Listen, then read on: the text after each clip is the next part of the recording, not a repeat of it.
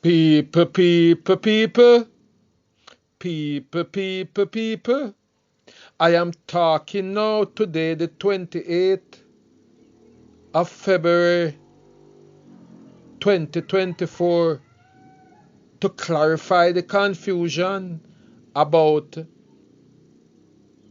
the standing in the amount of seats that the PNP has won against the JLP. I am now going to let you listen to Mr. Dayton Campbell setting the record straight on RGR program hosted by Sanjay Lewis, and this is February the 18th, the Wednesday after the election, and this is what Dayton Campbell is saying. This is what Dayton Campbell is saying. Yes. The results we have thus far as we wait for the final count. Yeah, I am hearing, based from the EOJ, that it would be 7-4, and based on the fact that they have now declared Clarendon, it's no longer a tie, it would be 8 for the JLP, 4 for the PNP, plus Portmore, which would be 5. That's the calculation that I have here, and I can verify that with the EOJ. No, man, let's go now, right? So the PNP has won St. Mary. The People's National Party has won St. Mary. I noticed that as soon as the count was finished in Anian Town, that there was an item of breaking news. And before I could get the numbers from my person that was in the counting station, I was being called by the media. It was already out there. Same thing in Landry. But from last night, the Gale division in St. Mary has been declared for the People's National Party with a win of over 60 votes, which tips that council in the favor of the People's National Party. But that is not yet in the news. I'm wondering why that isn't so. Right? But the PNP has won St. Mary. In Kingston and St. Andrew, as we did in 2016, in parishes or in municipalities where you have an even number of divisions, it is possible for both parties to win similar amount of divisions. However, it's not possible for the result to be concluded as a tie. When that happens, you have to go to the popular vote to determine the winner. Yes, so in Dr. the Campbell, but hold on. Just make your listeners understand the point. No, but Dr. Campbell, that's a little bit disingenuous. No, let me tell you, I have to stop you there. When there is currently a tie, and we have to list it as a tie, Dr. Campbell, until the official count is concluded, and if it remains as such, then the returning officer will cast that one vote, and then you can declare it as such. But as it currently stands, you cannot call it a win, Dr. Campbell, for the PNP until that recount is done and the returning officer casts that one vote. And you know that, Dr. Campbell. And therefore misrepresenting the point. That you're talking about is if there's a tie in a division, not if there's a tie in a municipality. That's what I'm trying to say to you. If there's a tie, say, in Raytown, then the returning officer will do that. What we are talking about is a tie in the municipality, meaning that both sides of 20, you go to the popular vote, it has nothing to do with the returning officer. Absolutely nothing to do with the returning officer. We had this in 2016 in St. Thomas. Both political parties won 5 divisions. None of us, even now when we talk about it, we said in 2016 the PNP won 5, the JLP won 9. And St. Thomas is included in that 9 that we give to the Labour Party, because you look at who has the popular vote. In Kingston and St. Andrew, the PNP has 10,000 more votes than the Jamaica Labour Party. Therefore, KSA cannot be reported as a tie.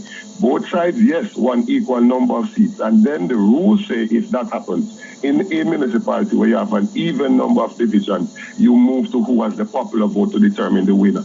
When you move to the popular vote in KSA, the PNP has won it. So with St. Mary and the KSA, the PNP is at 7 municipalities, the JLP is at 7 municipalities. When you look at the divisions in the country, the PNP has 2 more divisions, moving up from 98 to 115. The PNP has the popular vote.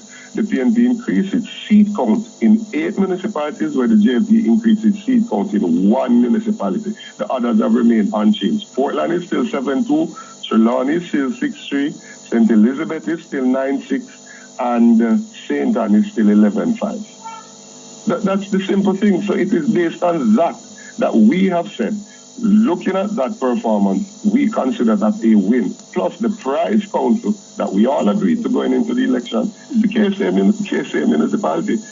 On the night of the election, Dr. Campbell, the results wouldn't have showed that St. Mary, as you are now alluding, is now in the columns of the People's National Party. So the point would still stand. Hold on, Dr. Campbell. But again, we have to follow what we hear from the EOJ, right? So the point still remains that when Mark Golding went on the stage to say that they have won, that, Dr. Campbell, is disingenuous because we're following. No. Just let me just finish the point. I'm going to allow you. Because we follow based on what the EOJ declares, not what the party says, but what EOJ declares. So how then can Mark Golding go on that stage to declare victory if the EOJ didn't declare that St. Mary is in your columns? Said that Clarendon was tied and we had the popular vote. Yesterday, on the final count, Dayton Town moved from the PNP to the JLP, and we've accepted that. Right? So we haven't said that anybody is disingenuous because that occurred. So I cannot stand here and allow you to say that of the leader of the party. I think it is actually insolent, to be frank. Though we have a system as to how you get, when elections are finished, you count the ballots at the different polling stations. Your indoor, outdoor presiding officer, Falkirk, they write down the results of that polling box, of that ballot box, and they give a record of that to your indoor agent. So both gets a copy. We call it a pink slip. On the night of the election, you then transport the ballot boxes to the counting center. When they get to the counting center, the returning officer adds up the number from the pink slips, and that is what we call a preliminary count. The next day, you open each ballot box individually, you count the ballots one by one. That is what we call a final count.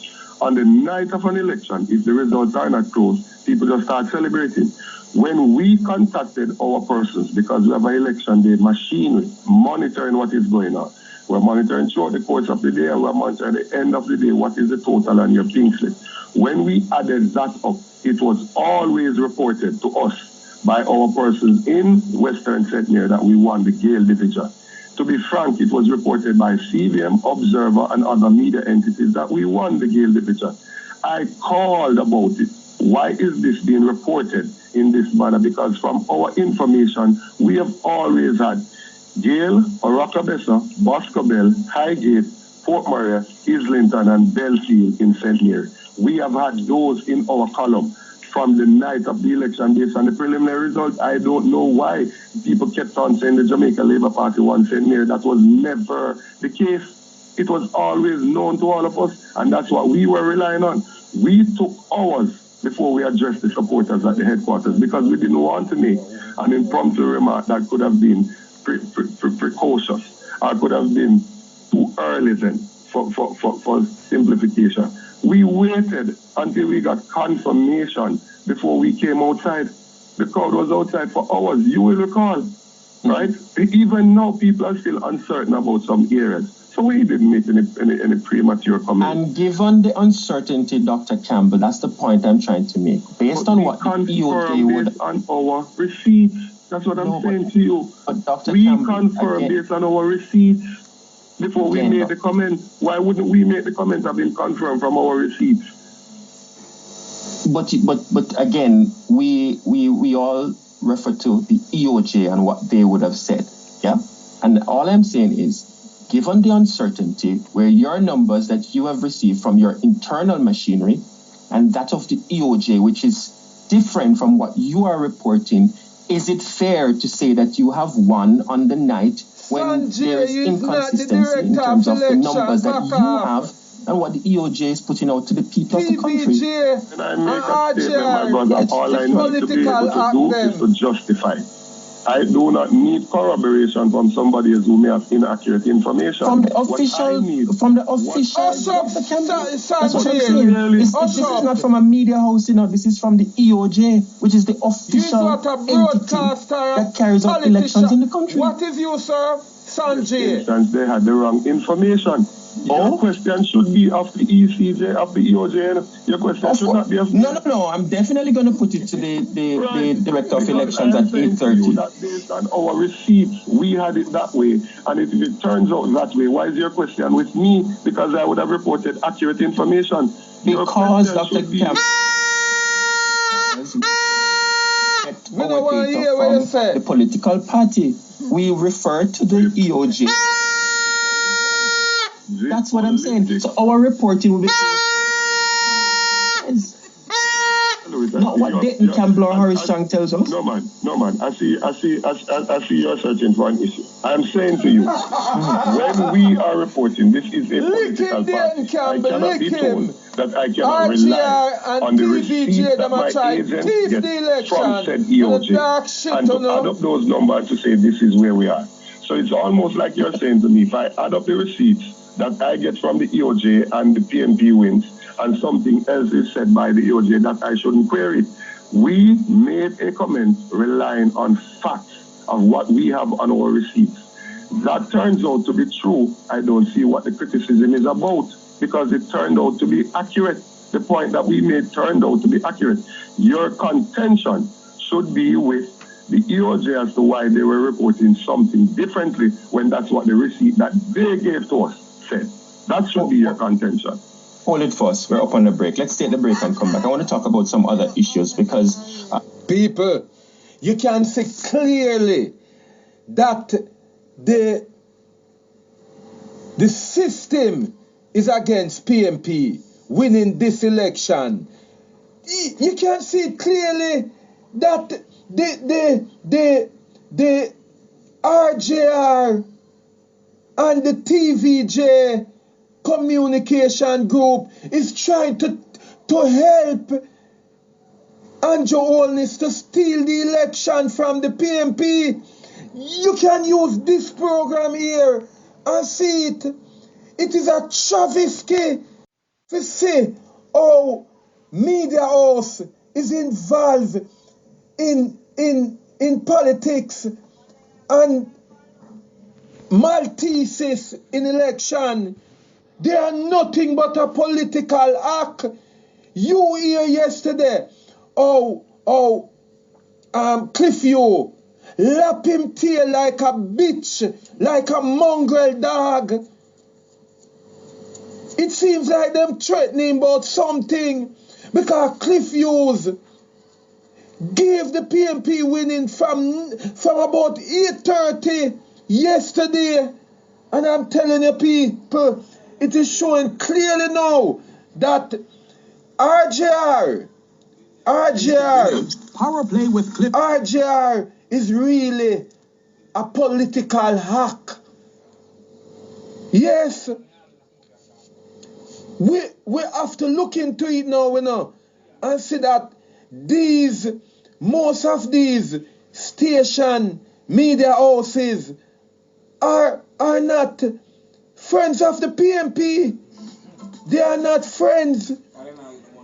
They are all about advertisement. On the morning agenda on Power 106 FM. My name is Sanjay Lewis. So we have with us the fuck off, Sanjay, Secretary of the People's National Party, discussing the local government elections and the results that would have taken place. So Dr. Campbell, right as you indicated, there's disparity between your figures that you have internally and that of the EOJ.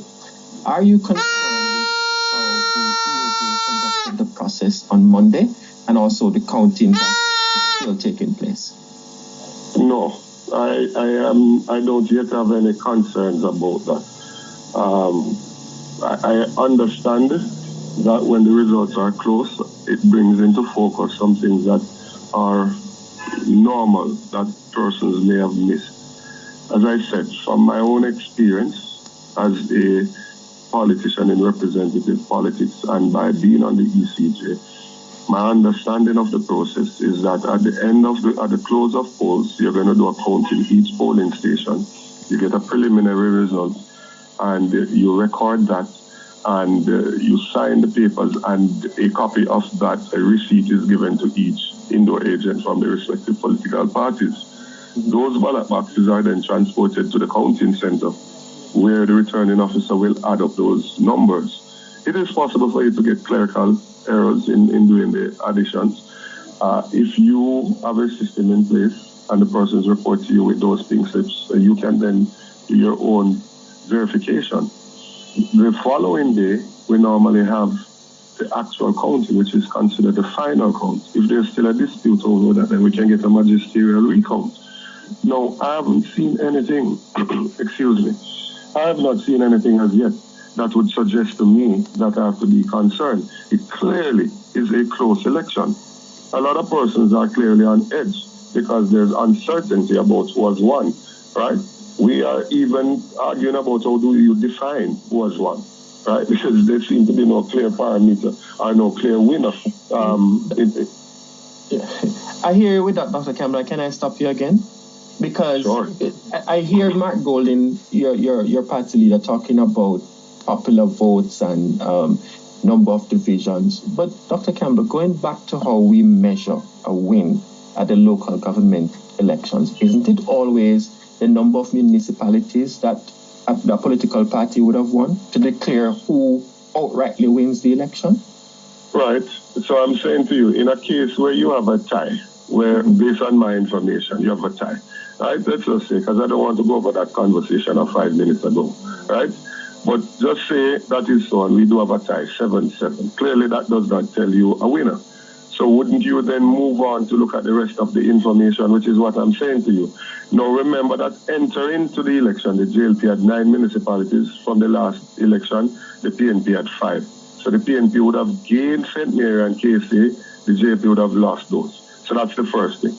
That the PNP moved from 5 to 7, the JLP moved from 9 to 7. The PNP would have moved from 98 divisions of the 228 to 115, which is now more than half.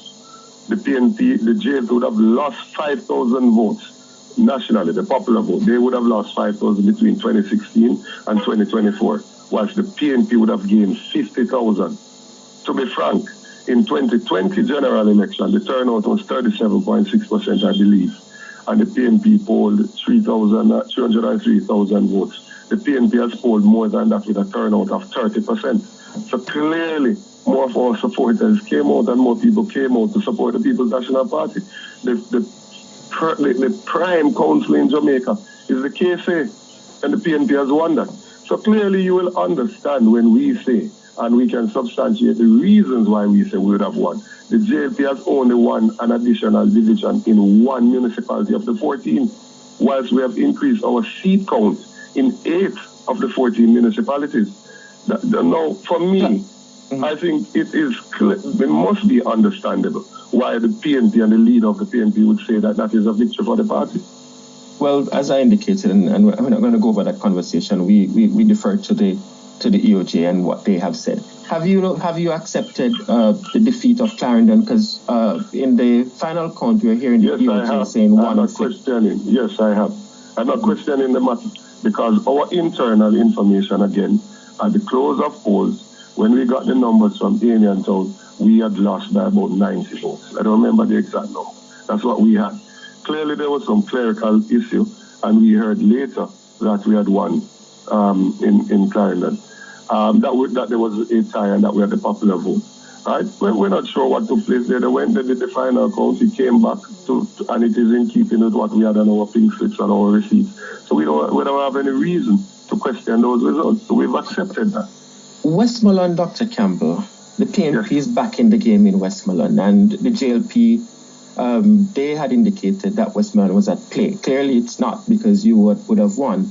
But the two councillors who switched to the JLP, they won. Did you expect to lose those 2 divisions?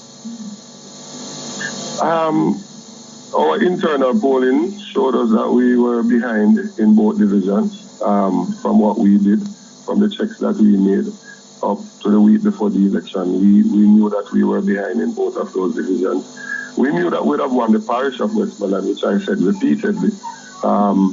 Even when the Prime Minister went there and said that they were doing White House, I said that was ludicrous.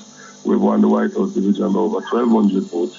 Now, the candidates in Western Westmoreland that won, they obviously did well to cross the floor and run in the same seat that you represented one party and win it for the next party, as Romaine Morris did as well up in Moko, clearly speaks to the fact that persons think of these persons as good representatives, or they like them, right? So, I mean, congratulations to them for being able to do so. When we look at where we are, we know what we need to do in those divisions in order to bring them back to the column of the People's National Party, and we will do so. I mean, I am not too big to be able to say, well, that's a good win, because it clearly is. If somebody can cross the floor and still be able to hold on to a division, it clearly is a good effort by them.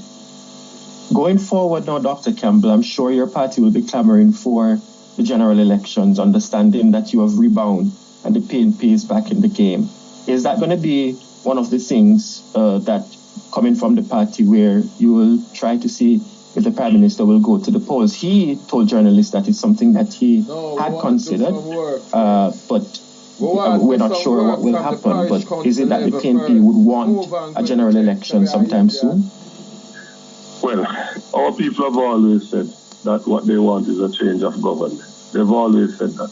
The pollster that we used to do our polling, he told us, not from a poll that we commissioned in December, but his polls said in December that when the question was asked about local government, that there was a 1 point separating the two political parties. That's the same thing he reported in February. But when the question was asked about the general election, there was a 3-point gap between the two political parties. So we know, and in just moving around, we know that persons are eager to change the government. Now, we looked at the results, and we know that it does not tell the entire story, but it does tell a story. When we look at the cumulative results, when we added up the numbers, constituency by constituency, the PNP would have won, I believe, 34 or 35 divisions, constituencies on Monday night, had it been a general election. So persons like Rhoda Crawford lost all 4 divisions in central Manchester.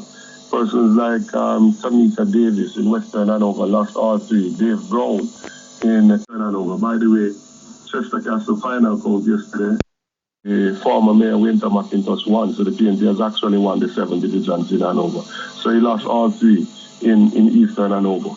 The Prime Minister's wife, if you add up the numbers in East Rural, would have lost.